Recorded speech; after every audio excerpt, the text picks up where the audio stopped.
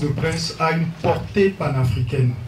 Ça veut dire quoi? Ça veut dire qu'elle s'inscrit dans le cadre d'une mutualisation, d'une union des populations et des fils d'Afrique face à la situation et à la tragédie du peuple togolais. C'est très important. Ce jour s'est passé donc une conférence de presse à l'initiative de la dynamique Monseigneur Podjoro, qui est une dynamique portée sur les fonds baptismaux par l'archevêque émérite Monseigneur Fanouko Philippe Podjoro depuis décembre 2019 dans le cadre de la présidentielle au Togo. Alors cette conférence de presse a réuni, outre l'archevêque émérite, plusieurs personnalités de son gouvernement et des Togolais de la diaspora, y compris également des journalistes panafricains. Cette conférence de presse s'est faite dans un cadre et une perspective panafricaniste. Il s'agissait en fait de mutualiser les efforts des Africains à comprendre et à solutionner la problématique togolaise. Et au-delà de la problématique togolaise, les problématiques africaines. L'ensemble de l'Afrique aujourd'hui est confronté au même péril. Un péril qui peut se résumer à 3 niveaux. Confiscation des pouvoirs d'État par des régimes illégitimes et complètement criminels. Violation massive des droits de l'homme des populations africaines. Et ensuite, une paupérisation exacerbée des peuples africains qui n'ont d'autre solution que de courir dans le désert algérien ou libyen et de finir dans la Méditerranée comme martyrs. Voilà le sens à donner à cette conférence de presse qui s'est tenue au Press Club de Bruxelles. Pour ceux qui, au lieu de considérer mon âge avancé comme un don de Dieu pour le Togo, quand tu vois des gens me soutenir, ils disent que c'est moi qui suis. Et je disais en otage, et que c'est moi. Quand je le guide, oh, alors à cela je leur dis, on y croit qu'il mal y pense. Tout simplement. Je vais dire que j'essaie de ma propre pensée pour ce que je vis et que je désire pour le Togo. Le changement majeur de la crise socio-politique est que la communauté internationale, qui au début était réservée, voire dubitative vis-à-vis du traficonnage des résultats des élections du 22 février 2020, fait volte-face et reconnaît la forfaiture, ce qu'il convient d'appeler le coup d'État électoral. Mais c'est après avoir empoché l'argent des pauvres distribué par force. Oui, l'argent des pauvres. Quelle honte! Quelle ignominie! Quelle infamie!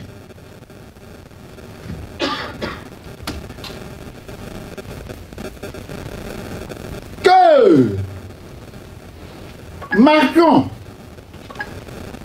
change d'habit et aujourd'hui valide cette signature falsifiée, ce qui saute aux yeux, même vis-à-vis des enfants, c'est incroyable.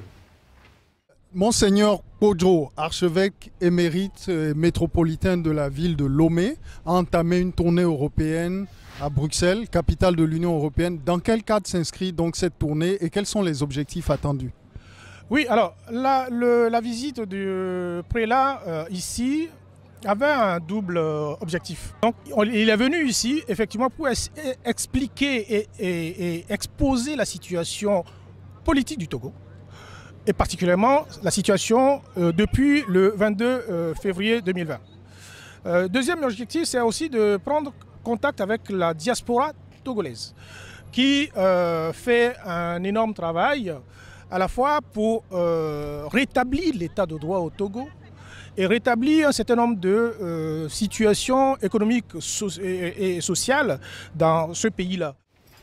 Ceux qui sont censés faire la promotion de la démocratie et de l'état de droit font plutôt le contraire. C'est-à-dire la promotion de la voyoucratie, du gangstérisme d'État. Je suis souverainement choqué, vraiment peiné par ce spectacle affligeant. Ceux-là sont des bandits à col blanc qui désormais dirigent la communauté internationale. Car l'essentiel pour eux, c'est de se remplir les poches, tout simplement, en oubliant qu'il y a la justice de Dieu. Voilà mon point fort qui fait que je suis révolté. Et puis, cette révolte que je vis n'est même pas partagée par mes confrères et vainqueurs. Ceux-là, qui sont les pasteurs chargés du troupeau de Dieu et qui, au contraire, se font la joie de collaborer avec les loups féroces, les lions, les animaux qui déciment le troupeau de Dieu. Voilà comment ils ont essayé de m'écheler le jour où ils ont été invités par le président Faure, qui les a invités en ajoutant qu'il ne veut pas que je me joigne à leur groupe. Je leur ai dit, n'y allez pas. Il va vous exploiter pour sa campagne électorale. Je les ai bel et bien informés. Mais ils sont allés quand même. Et on leur a donné de l'argent. Vous imaginez? Et les évêques ont reçu cet argent. Et ils sont venus me dire que s'ils l'ont reçu, c'est pour réaliser des projets de charité. Oh! Et que c'est la période même qui vont faire ce travail, mais que c'est la Caritas. Mais la Caritas, c'est votre institution. C'est vous-même. Voilà comment cela a été opéré. Et ils ont écrit un message à tous les catholiques de la nation togolaise pour leur dire que tout cet activisme de Monseigneur Poisson n'engage que sa signature. Oui, mes amis, je ne me décourage pas. Au contraire, l'arrivée de notre prélat ici en Belgique n'a pas été facile, comme lui-même il a décrit les étapes de son voyage. Et ce qui m'a beaucoup touché, c'est le courage de l'homme, malgré l'âge, c'est son courage et le combat qu'il mène, c'est un combat noble. Parce que dans toute l'histoire du Togo, nous n'avons jamais vu un homme d'église aussi engagé. Je peux dire, il est venu, les objectifs sont atteints. D'abord, c'est un signal très fort pour la diaspora, pour nous mobiliser, pour nous dire, mes enfants, je suis là, je suis avec vous, je vais vous accompagner malgré mon âge, je serai à vos côtés et que je serai ici à Bruxelles, la capitale européenne, pour dire à ces autorités que ce que vous pensez de mon pays, c'est pas le cas. C'est pas Faure Gnassingbé qui a gagné les élections, c'est le candidat que j'ai porté de la DMK, Dr Agbiyomi Kodjo, qui a gagné les élections. Et je vous exhorte à rester mobilisés. Je suis convaincu que mon accident où je suis tombé et que le sang a coulé, que c'est un accident criminel. Criminel. J'ai senti qu'on poussait par quelqu'un. C'est une attaque spirituelle qui a été faite à moi. Et ce n'est pas la première fois.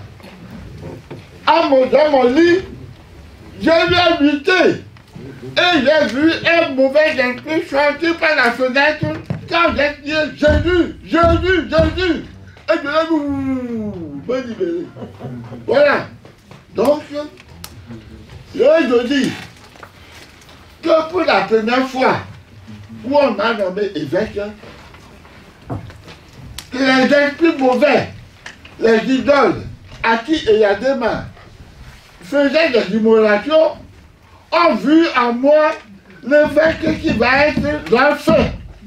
C'est pourquoi ils ont poussé Yadema à ne pas accepter mon ordinateur épiscopal. Mais comme cet ordinateur a eu lieu, je me suis dit que c'est la première victoire. Et le cardinal Zungana, qui m'a ordonné contre vent et marée, à la fin de la cérémonie, il a déclaré Monseigneur Kodjo est né comme par césarienne, mais le bébé est gros. Il a dit à tout le monde. Ça fait un. Maintenant, il a dit ma mère, son fils vient et radicalise la dictature. Et j'ai senti comme un appel de Dieu me dit, engage-toi pour démolir ce que le papa dinosaure a commencé.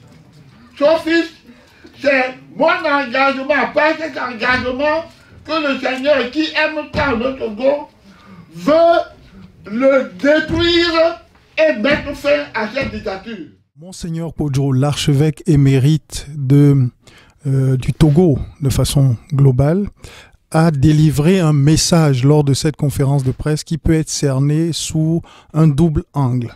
Le souci du pauvre et la charité sociale. Alors, lorsqu'on voit à 91 ans un patriarche de cette envergure-là se mobiliser, offrir de son temps, offrir de son physique, offrir de sa détermination à voir aboutir le combat pour la souveraineté du peuple togolais et de la dignité du peuple togolais et par là du peuple africain, quelles sont les leçons que vous, nouvelle génération, jeunesse, j'allais presque dire ses fils, vous tirez de cette forte implication de l'archevêque? Effectivement, cet engagement de Monseigneur Kodjo nous renvoie à une grande question éthique. L'exemple de patriotisme dont fait montre Monseigneur Kodjo est une invite et une exhortation à laquelle ne serait dérobé quel Togolais que ce soit, et que le tocsin de la remobilisation pour libérer le Togo est définitivement sonné ce 20 mai 2021 à Bruxelles. Au-delà, Monseigneur Kodjo a insisté sur le fait que l'élément nouveau qu'il apporte dans la lutte pour la libération du Togo et des peuples africains, c'est la foi. Et là, il convoque des éléments ontologiques, spirituels, métaphysiques, cosmiques, qui tiennent l'essence des choses et qui ouvrent une nouvelle perspective, un nouvel éclairage. C'est pour ça qu'il a dit aujourd'hui à l'Europe, à l'UE, que tout ce que vous faites au niveau de l'UE ou de la communauté internationale n'engage que vous. Nous faisons un plaidoyer pour un transfert pacifique du pouvoir et une transition inclusive dirigée par le président démocratiquement élu en vue de la mise en place d'une constituante et de la refondation du Togo. Maintenant, si vous êtes dans un autre schéma, vous en assumerez les conséquences, mais le Togo sera libéré sans vous parce que c'est un décret divin. Il a affirmé haut et fort et il a dit « L'Europe fait pitié, l'Europe a perdu la boussole et l'Europe ne peut plus se prévaloir de quelque rôle vertueux sur le plan international. »